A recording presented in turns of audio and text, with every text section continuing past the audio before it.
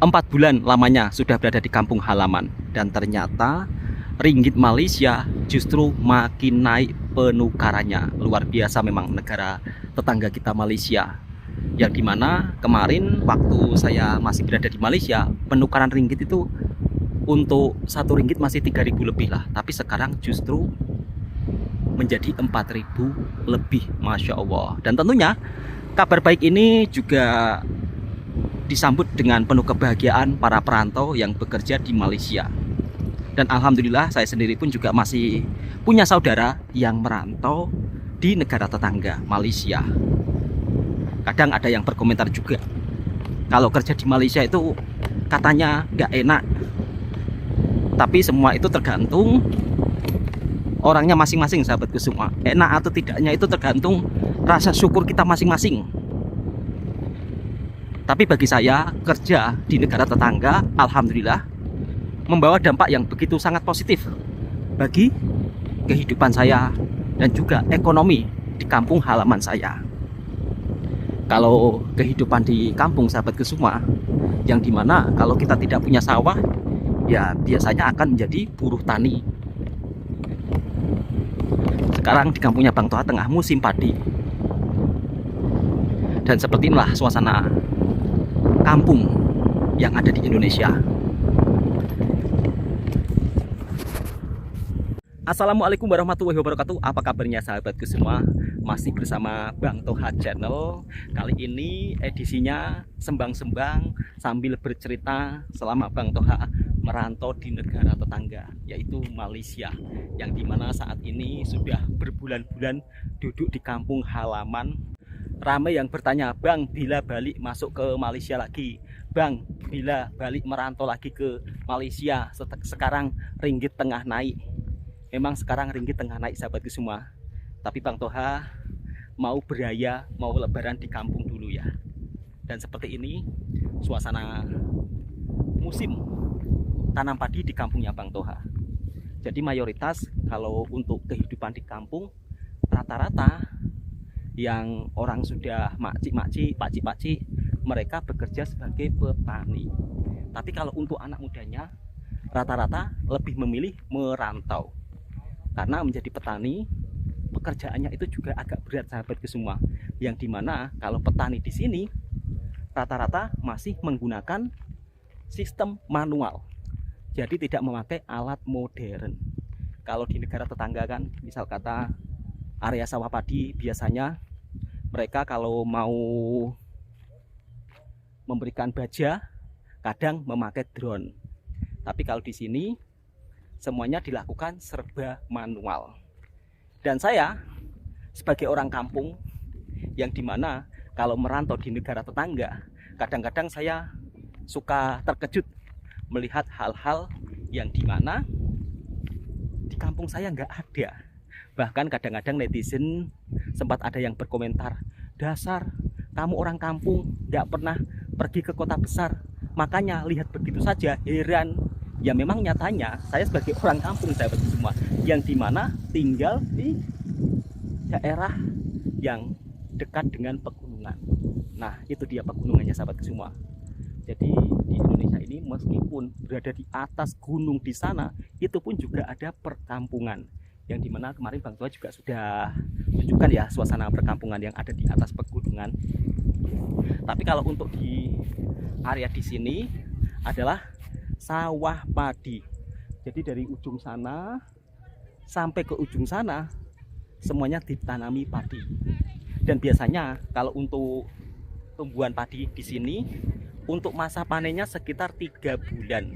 Jadi 3 bulan nanti para petani akan memanen padinya di sini. Ada makcik-makcik dan pakcik-pakcik yang baru pulang daripada sawah. Memang kalau petani di sini rata-rata orang yang sudah berumur. Kalau anak muda kebanyakan tidak mau bertani. Ya, sebab bertani ini kerjaannya cukup lumayan berat. Kerja di tengah panas teriknya matahari. Tapi kalau untuk saat ini cuacanya cukup sangat bagus, sahabatku semua. Jadi mendung lah. Dan di sini warga sebagian juga ada yang memakai sumur ya, yang dimana nanti kalau sawahnya ini kering, maka akan nyalakan pump, kemudian ambil air daripada sumur. Kita akan menuju ke sawah selanjutnya. Nampaknya di sini para petani tidak banyak yang beraktivitas di sawah, sahabatku semua. Mungkin karena padi tidak memerlukan perawatan yang khusus, sehingga sawah pun nampak sepi. Dan di sini ada pondok yang dimana biasanya tempat untuk beristirahat para petani. Masya Allah, suasana yang sangat damai, indah, sahabatku semua. Tadi kalau Bang Toha bawa dapur, kemudian sambil minum kopi atau teh tarik, memang sangat mantap. Next insya Allah nanti Bang Toha akan bawa dapur dan akan buat teh tarik Malaysia di area sawah padi yang seperti ini. Dan di sini nampaknya ini baru disemai, sahabatku semua. Jadi baru proses penanaman benih padi. Nanti kalau sudah tumbuh subur akan dicabut, akan dialihkan pula ke sawah. Kalau saya ngevlog di area persawahan seperti ini, kadang-kadang juga takut, sahabatku semua, yang dimana kadang-kadang di kampung mesin pump seperti ini saja itu bisa hilang, diambil ataupun dicuri orang. Tapi mudah-mudahan para petani di sini aman-aman saja, sahabatku semua.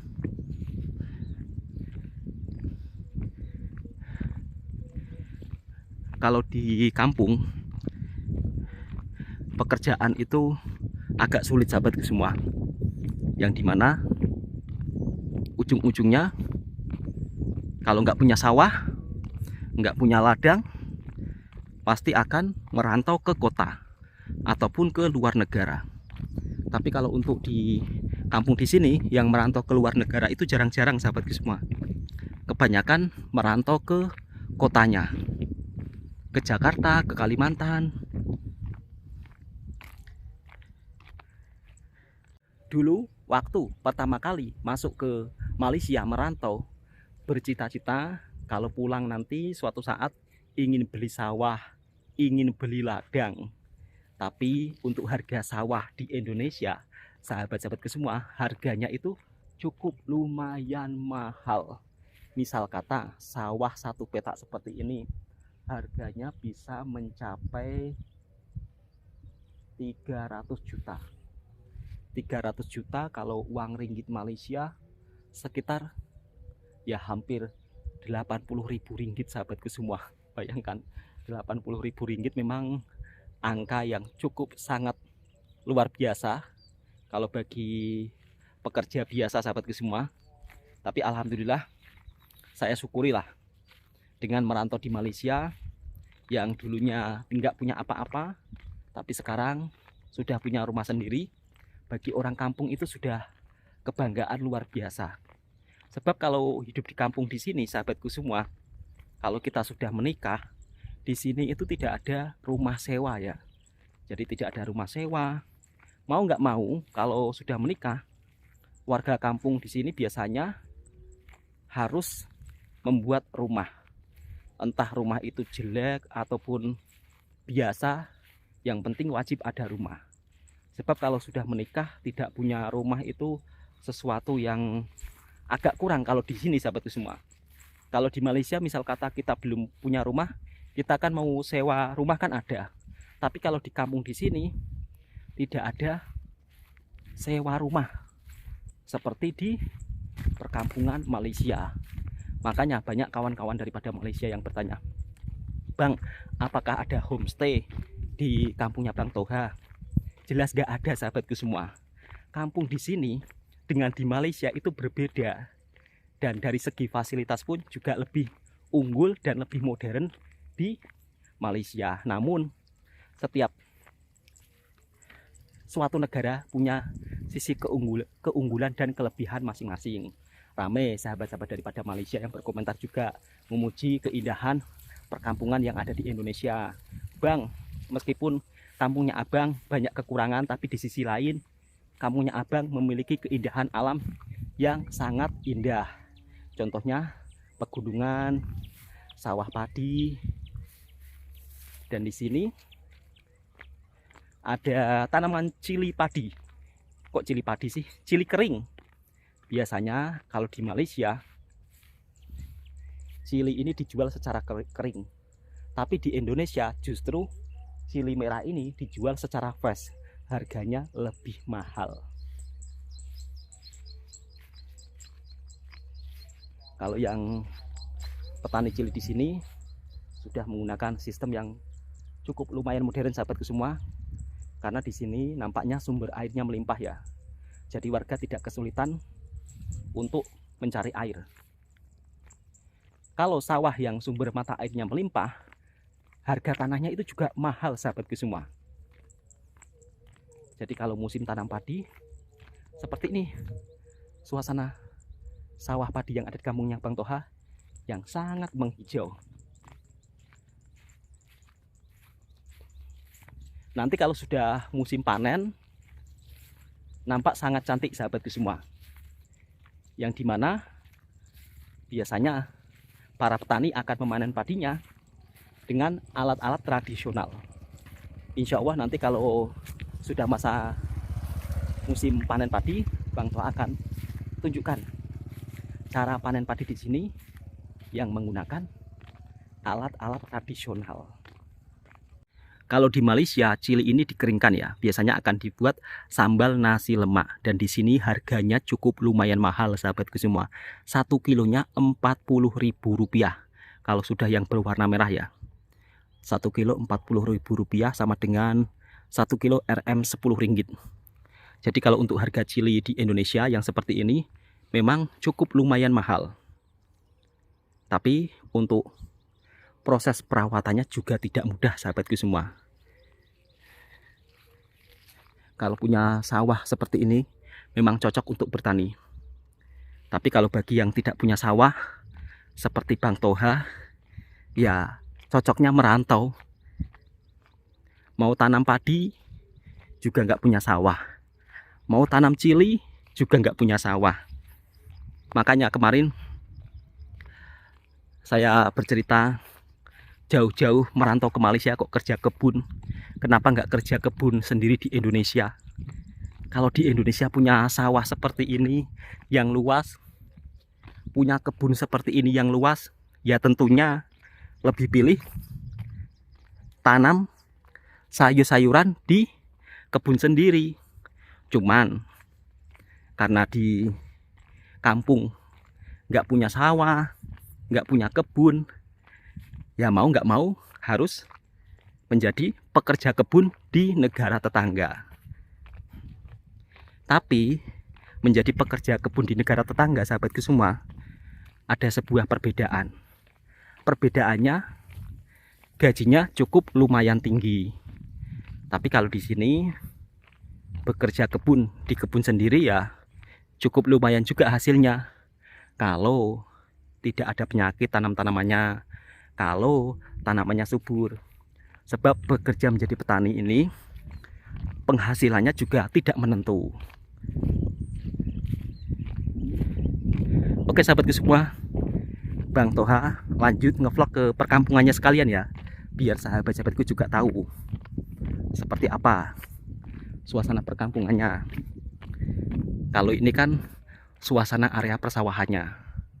Jadi di sini kebanyakan sawahnya memakai sumur. Nah, itu dia mesin pumpnya. Mesin pumpnya cukup lumayan besar. Di sana juga ada mesin pump.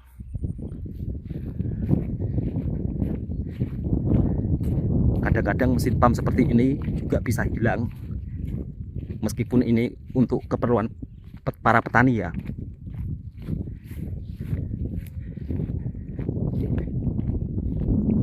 Kemudian soal upah kerja di Indonesia itu berbeda-beda. Harapan saya suatu saat nanti Indonesia itu juga bisa menerapkan sistem yang sama. Jadi upah kerja itu sama rata seluruh Indonesia. Seperti cara negara tetangga kita. Yang dimana kalau negara tetangga kita ini untuk memberikan upah kerjanya itu sama rata. Kalian mau kerja di daerah lain, upah kerjanya juga sama. Namun kalau di Indonesia, upah kerja besar itu hanya ada di suatu kota yang besar. Misal kata di Jakarta. Kalau di Jakarta mungkin upahnya sekitar 5 jutaan. 5 jutaan itu biaya hidup di sana juga besar. Tapi kalau sudah di luar Jakarta, upah kerjanya 2.300.000-an atau sekitar 500 ringgit. Bayangkan, 1 bulan 500 ringgit. Kalau orang sudah beranak, kalau orang sudah berkeluarga, pasti tidak akan cukup, sahabatku semua. Yang dimana di daerah saya sendiri, upah kerjanya itu memang juga terbilang sangat murah. Apalagi kalau daerah saya ini merupakan salah satu daerah yang tidak berkembang, sehingga untuk upah kerjanya pun juga di angka 500 ringgit 1 bulan. Bayangkan 500 ringgit 1 bulan. Kalau sudah punya anak 2, punya anak 3, belum lagi beli jajan anak, memang tidak akan cukup. Kalau di negara tetangga kita, upah kerjanya rata-rata 1.700 ringgit. Itu kalau dirupiahkan 6 juta lebih. Selisihnya sangat beda jauh, sahabatku semua. Sedangkan untuk bahan-bahan keperluan kehidupan sebenarnya kurang lebih hampir sama. Ini bukan tentang membanding-bandingkan ya, tapi ini sharing-sharing bercerita. Mungkin sahabat-sahabat daripada Malaysia juga penasaran tentang gaji di sini, kehidupan di sini, upah kerja di sini.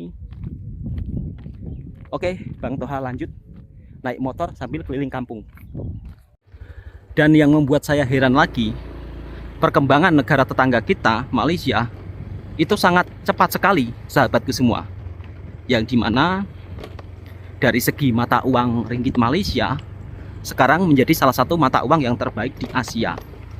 Bahkan di tahun 2026 ini ringgit juga akan terus naik. Ya mudah-mudahan Indonesia nanti kiranya juga bisa seperti negara tetangga, biar maju ke hadapan bersama-sama.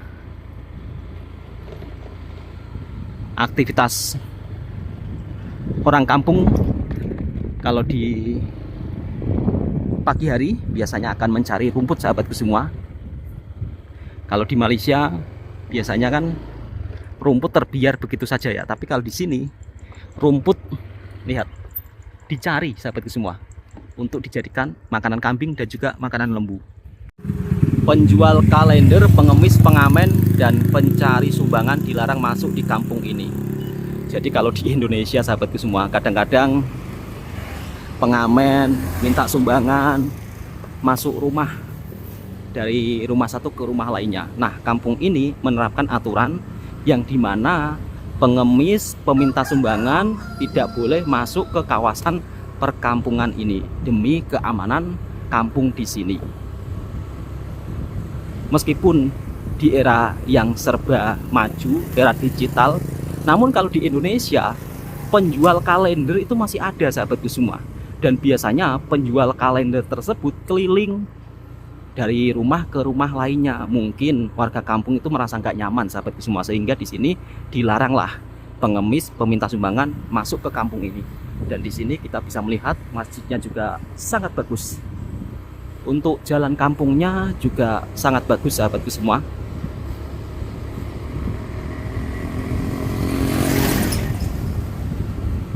Kalau di Malaysia kan tidak pernah ya ada tulisan semacam itu, dilarang masuk ke kampung ini bagi pengemis, peminta sumbangan. Tapi kalau di sini memang sering kali pengemis, penjual kalender. Nah, ini lihat, ada amaran lagi, dilarang keras memang.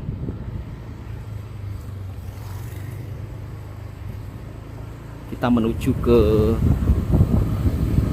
kampung ujung. Apakah ini ada kampungnya atau tidak, sahabatku semua? Yang dimana Bang Toha baru pertama kali memasuki kampung ini. Ini termasuk kampung yang dimana aturannya sangat ketat sahabatku semua. Baru masuk gerbang saja sudah ada tulisan pengemis, penjual kalender, peminta sumbangan dilarang masuk. Mungkin pernah kejadian yang bukan-bukan ya, istilahnya warga merasakan ketidaknyamanan sehingga langsung dikasih amaran keras. Ada kebun jagung sahabatku semua, seperti ini kebun jagung yang ada di kampung Indonesia. Kalau untuk harga jagung di Indonesia 1 kilonya untuk yang kering tidak sampai 2 ringgit, 1 ringgit 20 sen. Jadi kalau di Indonesia, kalau kita masuk ke kampung pegunungan, daerahnya itu sejuk sahabatku semua. Daerahnya sejuk, kiri kanan semuanya hijau. Jadi udaranya benar-benar sangat segar. Dan saya pun juga kurang tahu apakah untuk menuju kampung ini masih jauh. Tapi Bang Toha coba skip dulu ya, karena ini membutuhkan waktu yang agak panjang. Kalau Bang Toha videokan, lama-lama bisa 2 jam lebih. Setelah 20 menit berlalu, akhirnya sampai juga di kampung yang ada di daerah pegunungan sahabatku semua. Jadi seperti ini keindahan kampung yang ada di pegunungan, dihiasi dengan sawah padi, kemudian perbukitan. Tapi kalau untuk jumlah rumahnya itu nampaknya sedikit sahabatku semua. Tapi kerennya yang saya salut, gerbang pintunya sudah dikasih tulisan dilarang keras memasuki wilayah perkampungan ini bagi pengemis, peminta sumbangan, penjual kalender. Ada bagusnya juga demi keamanan kampung di sini. Dan di sini ada tanaman sayuran kangkung. Jadi sayuran kangkung di Indonesia harganya sangat murah sahabatku semua dibandingkan dengan di Malaysia. Kalau sayuran kangkung di Malaysia kan mahal, tapi kalau di sini sangat murah. Ada juga tanaman kacang panjang, sangat tumbuh subur. Kalau di Malaysia punya kebun seperti ini sudah bisa untuk makan sahabatku semua, karena harga sayur di Malaysia cukup lumayan mahal. Ada musolanya juga di sini. Ini juga ada amarannya lagi. Jadi nggak boleh penjual kalender masuk di daerah kampung ini ataupun pengemis. Ini sekolahannya sahabatku semua, sekolahan Tadika lah. Sekolahnya kecil. Ada juga kambing biri-biri. Jadi buat sahabat-sahabatku yang daripada Malaysia, Brunei, Singapura, semoga video ini juga bisa memberikan informasi yang bermanfaat dan juga hiburan. Dan mungkin serasa diajak jalan-jalan ke kampungnya Bang Toha. Ini bukan kampungnya Bang Toha sih, kampung sebelah. Ada buah mangga harum manis. Di sini kebanyakan lebih area sawah padi sahabatku semua. Jadi rumahnya masih jarang-jarang. Rumahnya masih jarang-jarang.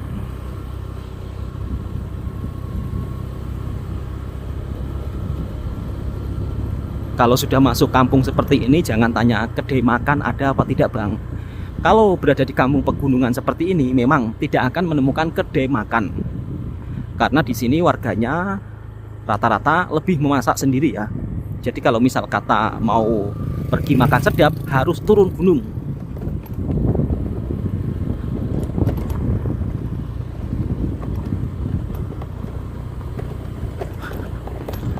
Ada suro lagi atau musola. Jadi kalau di Indonesia memang suro atau musola itu jumlahnya cukup lumayan banyak sahabatku semua. Biasanya setiap RT itu punya musola sendiri. Jadi kalau kampung di Indonesia itu ada namanya RT, ketua RT, atau biasa sering disebut rukun tetangga. Jumlahnya antara 30 hingga 40 rumah.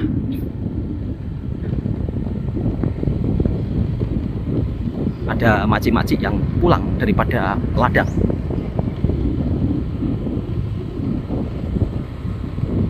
Dan di sana juga ada masjid lagi, sahabatku semua.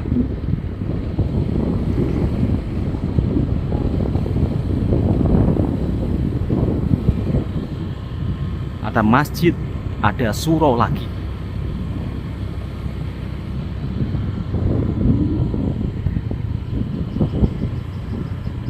Seperti ini suasana kampung pegunungan di Indonesia.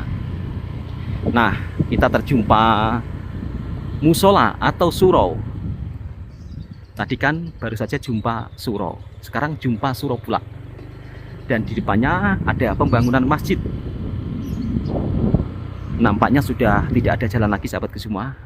Jadi inilah masjidnya yang ada di kampung pegunungan. Sangat megah dan cantik. Kita patah balik, sahabatku semua.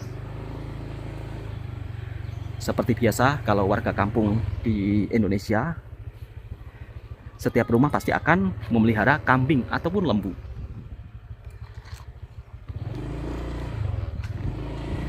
Dan di sini kebanyakan masih area sawah padi, sahabatku semua.